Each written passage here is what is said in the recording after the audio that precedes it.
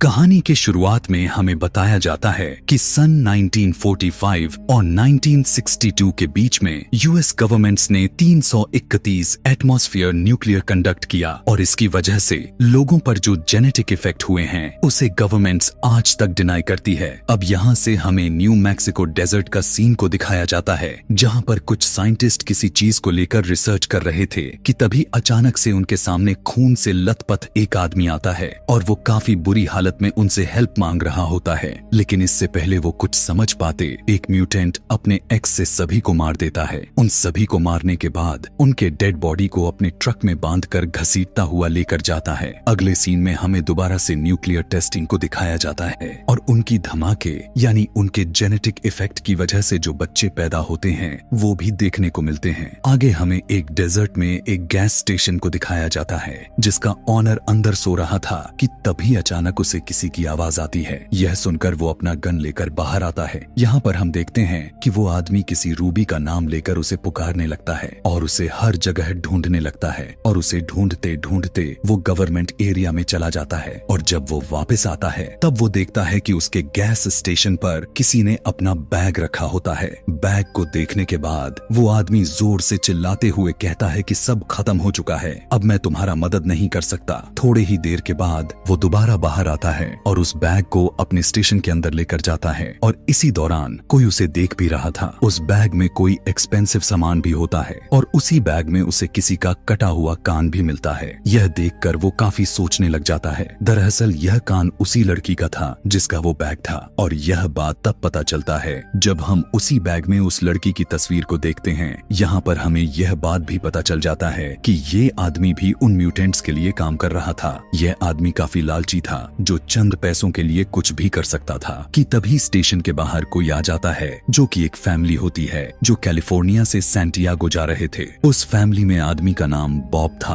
और उसकी वाइफ का नाम एथल थी और उन्हीं के साथ उनके 3 बच्चे भी थे जिनका नाम ब्रेन, बॉबी और लिन था। लिन का हस्बैंड डग और उन्हीं के साथ उनकी छोटी बेटी कैथलीन भी होती है और उन्हीं के साथ 2 जर्मन डॉग भी थे जिन दोनों का नाम उन्होंने ब्यूटी और बिस्ट रखा हुआ था। कार में फ्यूल डलवाने के बाद जब सभी वहां से जा रहे थे तब जैक उन्हें हिल्स के बीच से एक शॉर्टकट रास्ता बताता है जो उनके मैप में तो बिल्कुल भी नहीं था। अब टाइम बचाने के लिए वे सभी उसी रास्ते पर चल देते हैं। अभी उन्हें आगे जाने में ज्यादा देर भी नहीं हुई थी कि तभी वहां पर कुछ स्पाइक जो कि हिडन थे उसकी वजह से गाड़ी की बैलेंस खराब हो जाती है और गाड़ी क्रेश हो जाती है और जोर से जाकर पत्थर से टकरा जाती है। इसी हादसे में उनका टायर भी पंचर हो जाती है। उनके डॉग भी गाड़ी से उतरकर भाग जाते हैं और बॉबी उनको लेने उनके पीछे चला जाता है। बॉब समझ रहा था कि यह सब कुछ हाई टेम्परेचर की वजह से हुआ है। इनकी गाड़ी ऐसी जगह पर खराब हुआ था जहां पर दूर दूर तक कुछ भी दिखाई नहीं दे रहा था। बॉबी अपने डॉग्स को लेकर आता है लेकिन हम देखते हैं कि कोई उसे छुप कर देख रहा होता है। अब उन्हें वहां से निकलने के लिए कोई भी उम्मीद नहीं दिखाई दे रही थी। तब बॉब डिसाइड करता है कि हम अपनी हेल्प के लिए यहाँ से पैदल ही जाएंगे। बॉब वापस से उसी गैस स्टेशन पर दोबारा जाएगा और फिर वहां से अपना आगे का सफर तय करेंगे। वो एक गन खुद रख लेता है और एक गन अपने बेटे बॉबी को दे देता है क्योंकि डग ने गन रखने से इनकार कर दिया था। इसके बाद वो दोनों अपने अपने रास्ते पर निकल लेते हैं। जिसके बाद ब्रेंडा ट्रेलर का दरवाजा खोलती है कि तभी ब्यूटी वहां से भाग जाती है। उसे पकड़ने के लिए बॉब उसके पीछे जाता है। वो उसका पीछा करते करते वो काफी आगे की तरफ चला जाता है कि तभी उसे जमीन पर खून नजर आता है और वो खून का पीछा करने लगता है। तब वो देखता है कि किसी ने ब्यूटी को बीच से चीर फाड़ कर मार दिया था। यह देखकर वो काफी डर जाता है और वहां से फौरन भागने की कोशिश करता है कि तभी वो एक ऊंची जगह से नीचे गिरकर बेहोश हो जाता है। कुछ देर के बाद एक डिफॉर्म लड़की उसके पास आकर बैठ जाती है और वो लड़की कोई और नहीं बल्कि रूबी होती है। यहाँ पर हम देखते हैं कि रूबी बाकी म्यूटेंट्स में से बिल्कुल भी नहीं थी। वो बॉबी को अपने भाई गूगल से बचाना चाहती थी जो कि ऊपर बैठकर ब्यूटी का पैर कच्चा ही खा रहा होता है। दूसरी तरफ डग चलते चलते एक बहुत बड़े हॉल तक पहुंच जाता है जहां पर बहुत सारी गाड़ियां खड़ी की गई थीं। जब वो गाड़ियों के पास जाकर देखता है तो उसे पता चलता है कि सारी की सारी गाड़ियां खराब हो चुकी होती हैं और कोई भी चलने के काबिल नहीं होता। यहाँ पर बॉब को गैस स्टेशन तक पहुँचते पहुँचते रात हो जाती है। वहाँ पर वो जैक को ढूंढता हुआ अंदर चला जाता है। तब उसे अंदर वही बैग नजर आता है जिसमें वही कटा हुआ कान रखा गया था। वहाँ पर उसे और भी बहुत से सामान मिलते हैं कि तभी बॉब की नजर वहाँ पर लगे हुए न्यूज़पेपर के हेडलाइंस पर पड़ती है। यह देखकर वो समझ जाता है कि आखिर यहाँ पर क्या चल रहा है। वो बाहर खड़ी एक कार को लेकर जाने की कोशिश ही करता है कि तभी उसे जैक की चिल्लाने की आवाज सुनाई देती है। वो गाड़ी से उतरकर उसे देखने के लिए जाता है। जैसे ही बॉब जैक के पास जाता है तब जैक अपने गन से ही अपने सिर को उड़ा देता है। यह देखकर वो डर जाता है और वहाँ से भागने का फैसला कर लेता है। वो तुरंत गाड़ी को स्टार्ट करने की कोशिश ही करता है लेकिन उसी गाड़ी में एक म्यूटेंट छुपा था। वो बॉब को काफी ज्यादा मार देता है और मार मार कर बेहोश कर देता है और वहाँ से उसे लेकर जाता है। बॉबी भी अभी तक वापस नहीं आया था, इसीलिए बॉबी को ढूंढने के लिए ब्रेंडा चली जाती है। यहाँ पर रूबी अभी तक उसी के पास बैठी होती है और जैसे ही वो ब्रेंडा की आवाज सुनती है तो वो वहाँ से भाग जाती है। जिसके बाद ब्रेंडा बॉबी को लेकर वापस ट्रेलर के पास आ जाती है लेकिन बॉबी उन तीनों को कुछ भी नहीं बताता कि तभी अचानक से वहाँ पर कुछ हरकत होती है। बॉबी उन तीनों को अंदर रुकने को बोलकर खुद बाहर देखने को जाता है। तभी वहाँ पर डग आ जाता है और डग बताता है कि यहाँ आगे से सड़क खत्म हो गई है और इसके आगे कोई भी रास्ता नहीं है जो हम आगे जा सकें। यह सुनकर बॉबी उन्हें कुछ नहीं बताता है। डग कहता है कि अगर 12 बजे तक बॉब वापस नहीं आए तो हम उन्हें ढूंढने जाएंगे। यह कहकर वो सभी रेस्ट करने लगते हैं। डग और लिन कार में होते हैं और बाकी सारे ट्रेलर में वो सभी लोग सो जाते हैं लेकिन बॉबी अभी तक जाग रहा होता है। वो बाहर बिस्ट को ढूंढने के लिए निकलता है कि तभी उनकी गाड़ी में एक प्लूटो नाम का म्यूटेंट घुस जाता है जो ब्रेंडा को दबोच लेता है कि तभी बाहर बॉबी को भी कुछ दिखाई देता है। वो फौरन जाकर डग को जगा देता है। यहाँ पर बॉबी सब कुछ उन लोगों को बता देता है। तभी उन्हें किसी की चीखें सुनाई देती हैं और ये सब देखते हैं कि वो चीख किसी और की नहीं बल्कि बॉब की होती है और बॉब को एक पेड़ में बांधकर उन म्यूटेंट्स ने उसके शरीर में आग लगा दी होती है। यह देखते हुए वे सभी बॉब को बचाने के लिए आगे बढ़ते हैं और इसी दौरान एक म्यूटेंट उनके गाड़ी में घुस जाता है और इसका नाम लिजर्ड था। यहाँ पर बॉब उनके आंखों के सामने मर जाता है लेकिन वो उसके लिए कुछ भी नहीं कर रहे थे क्योंकि उनके पास बॉब को बचाने के लिए किसी भी तरह का सामान नहीं था। लिन को ब्रेंडा की चिल्लाने की आवाजें आती हैं। वो अंदर जाकर देखती है कि लिजर्ड ने उसकी बच्ची को भी पकड़ा हुआ था। लिजर्ड उसकी बच्ची के ऊपर गन पॉइंट करके उसके साथ जबरदस्ती करने की कोशिश करता है लेकिन तभी फौरन वहाँ पर एथल आ जाती है और पीछे से वो उस पर अटैक कर देती है लेकिन इससे पहले कि वो कुछ कर पाती लिजर्ड उसे शूट कर देता है। गोली की आवाज को सुनकर डग और बॉबी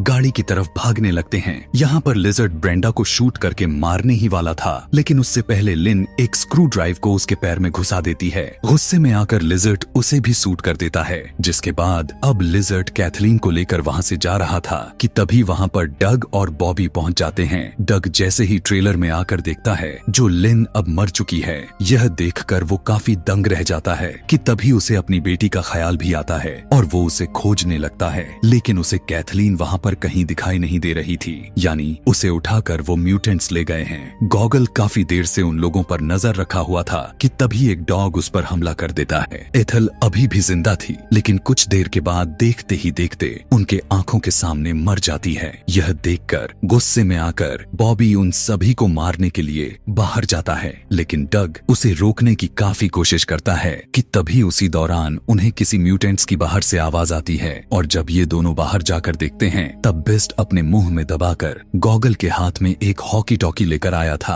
अगले सुबह डग बिस्ट के साथ अपनी बेटी को ढूंढने के लिए जाता है। बिस्ट उसे एक माइन में लेकर जाता है जो उसी माइंस में इन सभी म्यूटेंट्स की कब्रें थी, यानी यह जगह उन म्यूटेंट्स का कब्रिस्तान था और वो देखता है कि कहीं दूर विलेज में न्यूक्लियर टेस्टिंग हो रही है। यहाँ दूसरी तरफ हम देखते हैं कि बॉबी और ब्रेंडा उन म्यूटेंट्स को मारने के लिए ट्रैप बिछा रहे होते हैं। यहाँ पर डग उस विलेज में चला जाता है और वहाँ पर उसे उसकी बेटी मिल जाती जो एक घर में होती है। वो अपने बेटी को लेने के लिए उस घर में जाता है कि तभी उसके सामने एक म्यूटेंट आ जाता है और इसे देखकर डग छुप जाता है। उस म्यूटेंट को वहाँ से जाने के बाद डग घर में घुस जाता जाता है कि तभी वो अंदर बिग मामा को देखता है जो कि टीवी देख रही थी। वो किसी तरह से बिग मामा से बचकर कैथलीन के पास जाता है और उसे वहां से लेकर जाने लगता है, लेकिन बिग मामा उसे देख लेती है और डग को मारकर बेहोश कर देती है। और जब उसे होश आता है तब वो देखता है कि उसी के साथ और भी बहुत ज्यादा ह्यूमन बॉडी पार्ट्स पड़े हुए हैं। वो एक फ्रीजर में होता है, लेकिन वो किसी तरह वहां से निकलकर बाहर आ जाता है और धीरे धीरे आगे बढ़ने लगता है कि तभी उसे एक बिग ब्रेन नाम का एक और म्यूटेंट नजर आता है। यहाँ पर हमें इन म्यूटेंट्स की वजह से उन म्यूटेंट्स के बारे में कुछ इन्फॉर्मेशन मिली। बिग ब्रेन डग को बताता है कि हमें सिटी से निकाल दिया गया था और यहाँ पर हम माइन में आकर छुप गए और यहाँ पर बहुत सारे न्यूक्लियर बॉम्ब वगैरह गिरे और उसकी रेडिएशन की वजह से वो जेनेटिकली डिफॉर्म बन गए। डग उसे कैथलीन के बारे में पूछता है, लेकिन वो उसे कुछ भी बताने से इनकार कर देता है कि तभी अचानक से वहां पर प्लूटो आकर उस पर हमला कर देता है। वो एक कुल्हाड़ी के जरिए वो उसकी 2 उंगलियां काट देता है, लेकिन काफी लड़ाई के बाद डग उसे भी मौत का नींद सुला देता है। वो देखता है कि सिस्ट वहां पर गन लेकर आ रहा है जिसे डग छुप कर देख रहा था और उस पर हमला करके उसे भी मौत के घाट उतार देता है। बिग ब्रेन रेडियो पर लिजर्ड को यह ऑर्डर देता है कि वो उसकी बच्ची को मार दे। यह सुनकर बिस्ट उसे मार देता है। डग कैथलीन को ढूंढने एक दूसरे घर में जाता है, लेकिन उसे अपने बच्ची के अलावा बहुत सारे डिफॉर्म बच्चे नजर आते हैं। यहाँ पर लिजर्ड जब कैथलीन को मारने जाता है तब वो देखता है कि वहाँ पर तो कैथलीन की जगह पर एक पिग होता है। दरअसल रूबी कैथलीन को लेकर वहाँ से भाग चुकी थी। दूसरी तरफ बॉबी की मदर की डेड बॉडी वहाँ से गायब हो चुकी थी और जब वे उसे ढूंढने जाते हैं तब वो देखते हैं कि जुपिटर नाम का म्यूटेंट बॉबी की डेड बॉडी को खा रहा होता है। जुपिटर उन सभी म्यूटेंट्स का लीडर था। जैसे ही वो उन्हें देखता है वो उनके पीछे ही पड़ जाता है और किसी तरह करके वो उसे अपने ट्रैप में फंसा लेते हैं। और जैसे ही वो ट्रेलर का दरवाजा खोलता है कि एकदम जोर से ट्रेलर ब्लास्ट हो जाता है। रूबी कैथलीन को लेकर डग के पास पहुंच जाती है और उसे देने ही लगती है कि तभी वहां पर लिजर्ड भी आ जाता है, जिसे देखकर डग उसे शूट कर देता है। रूबी डग को उसकी बेटी दे देती है और इसी दौरान लिजर्ड भी अचानक से खड़ा होकर डग को गोली मारने की कोशिश करता है, लेकिन यह देखते हुए